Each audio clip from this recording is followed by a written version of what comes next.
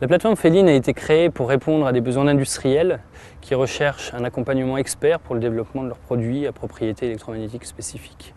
Alors dans ce domaine, on a souvent recours et besoin d'équipements de mesure de haute performance.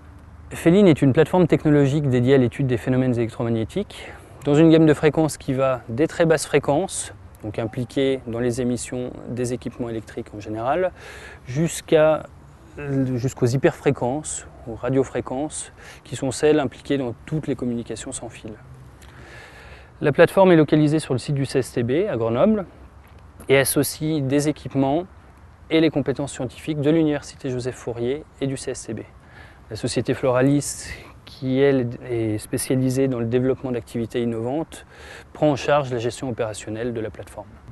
Cette problématique intéresse des distributeurs de produits rayonnants, des utilisateurs, des collectivités ou des associations se préoccupant de ces problématiques. La plateforme Feline s'intéresse aux champs électromagnétiques générés par les sources artificielles de la vie courante, que ce soit les télés, les ordinateurs portables, les bornes Wi-Fi, les téléphones, mais aussi aux sources présentes dans notre environnement de vie, que ce soit les antennes relais, les lignes haute tension, etc. Et enfin, à des sources qu'on trouve plus spécifiquement en milieu professionnel, alors que ce soit des équipements de diagnostic dans des hôpitaux ou tout simplement tout type d'équipements industriels générant des champs. Dans la phase de recherche et développement, la plateforme Feline accompagne ses clients dans la recherche du meilleur compromis entre les performances attendues pour le dit produit, les contraintes industrielles et toutes les questions relatives au passage aux normes pour lesquelles Feline garantit que les produits sont certifiables. À l'intérieur des bâtiments comme à l'extérieur, les ondes se propagent et interagissent avec leur environnement par des phénomènes de réflexion, de diffraction et de transmission à travers les matériaux. Avec la distance, la puissance du signal diminue et ce d'autant plus lorsque l'onde traverse des interfaces. L'avantage présenté par cette structure réside dans sa double valeur ajoutée, industrielle et universitaire. Donc des moyens rares dans l'industrie et des prestations rares aussi à trouver dans le milieu strictement universitaire. Feline est équipé de moyens pour caractériser les matériaux, les produits, les composants, les systèmes. Cette caractérisation porte sur les champs électriques et magnétiques produits par ces objets ou le comportement de ces objets quand ils sont soumis à des champs électriques et magnétiques. Cette caractérisation peut être de deux types, paramétrique ou comportementale. En paramétrique, on obtient des données physiques intrinsèques. Ce type de caractérisation est réservé aux matériaux homogènes, une plaque de verre par exemple. Dans le cas contraire, le seul moyen d'investigation qui nous reste est de type comportemental, un mur de briques par exemple, où là on obtient des paramètres d'interaction des objets avec leurs environnements. Dans tous les cas, les modèles que nous fournissons, qu'ils soient issus de développement analytique ou issus de simulation, sont exploitables par des outils de bureautique classiques. On peut, dans une chambre anéchoïque, tester un dispositif qui émet des ondes ou qui est destiné à en recevoir, comme si on était en champ libre, sans aucune réflexion et sans aucune perturbation venant de l'extérieur. Les chambres réverbérantes couplées ont la même structure que les chambres anéchoïdes, à la différence qu'elles n'ont pas d'absorbant pour couper la réflexion. Elles sont réverbérantes. Elles sont couplées parce qu'elles ont une cloison commune dans laquelle est pratiquée une ouverture. C'est dans cette ouverture que l'on va installer les matériaux à tester. La particularité et l'avantage de ces chambres réverbérantes couplées, c'est de permettre des tests macroscopiques de matériaux fortement homogènes. Nous avons d'autres chambres et en décroissant les ordres de grandeur des dimensions, à commencer par la cellule TEM. Sa particularité est de pouvoir générer des champs uniformes, magnétiques et électriques, mais dans des gammes de fréquences très basses, depuis le continu en fait, jusqu'à des fréquences basses.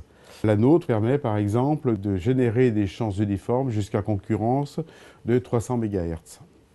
Pour les campagnes de mesure en extérieur, nous disposons de tout un arsenal de dispositifs qui nous permettent de couvrir toute la bande de fréquences, elle-même couverte par les textes normatifs. Ça commence en très basse fréquence, le 50 Hz. Alors tout le monde connaît le 50 Hz, ce sont les lignes haute tension, les caténaires, et d'une manière générale, tous les appareils électrodomestiques et tous les appareils industriels produisent des champs électriques et magnétiques à 50 Hz ou eux-mêmes sont sensibles à ces champs, à ces fréquences-là. Ensuite, on va se trouver dans les domaines des moyennes fréquences et avec, par exemple, des dispositifs assez récents qui sont les lampes fluocompactes qui produisent des champs électriques, principalement, magnétiques très peu, dans des fréquences au-dessus de l'audible, typiquement 30 kHz, 60 kHz, etc., jusqu'à 100, 200 peut-être kHz. Pour cela, donc, nous avons donc des sondes électriques et magnétiques isotropes qui nous permettent donc de caractériser ces dispositifs. Ensuite, on va passer au domaine des radiofréquences, où on va donc s'intéresser donc aux fréquences émises par les émetteurs de télévision, tous les dispositifs communicants de type Wi-Fi, Bluetooth, etc. Et là, donc, on va avoir donc, cette fois-ci des capteurs qui seront cette fois-ci des antennes qui nous permettent de caractériser cette fois-ci ce qu'on appelle des champs électromagnétiques. Nos clients nous sollicitent pour un accompagnement dans la conception de leurs produits, de la phase de recherche et développement jusqu'à la préparation à la certification aux normes. D'autres clients nous contactent aussi pour des mesures sur site de niveau de champ électromagnétique, que ce soit en milieu urbain, en milieu professionnel ou dans des lieux accueillant du public. Dans le cadre de ces interventions sur les lieux de travail, on peut citer un exemple récent qui a consisté à analyser dans un magasin, dans une surface de vente de luminaires, si l'exposition en fait du personnel et de la clientèle était conforme aux normes, puisque dans ce type de magasin, nous n'avons pas un seul luminaire comme une lampe de chevet, mais une multitude effectivement de luminaires, dont ces fameuses lampes fluocompactes. Notre démarche est avant tout analytique, où l'on va identifier les zones où l'on est susceptible de trouver des champs forts.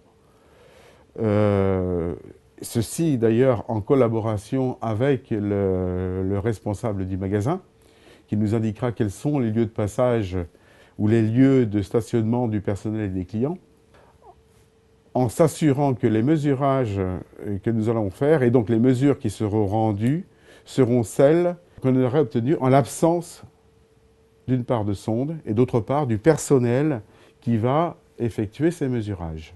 Les mesures rendues dans ce magasin nous montrent que, autant pour les champs électriques que pour les champs magnétiques, le niveau d'exposition du personnel et des clients est conforme aux normes. Dans ce cadre, nous n'avons pas eu à faire de préconisation concernant donc l'ergonomie du magasin, ni de préconisation concernant l'utilisation de tel ou tel dispositif vis-à-vis des distances, vis-à-vis du nombre des dispositifs à employer en parallèle, par exemple.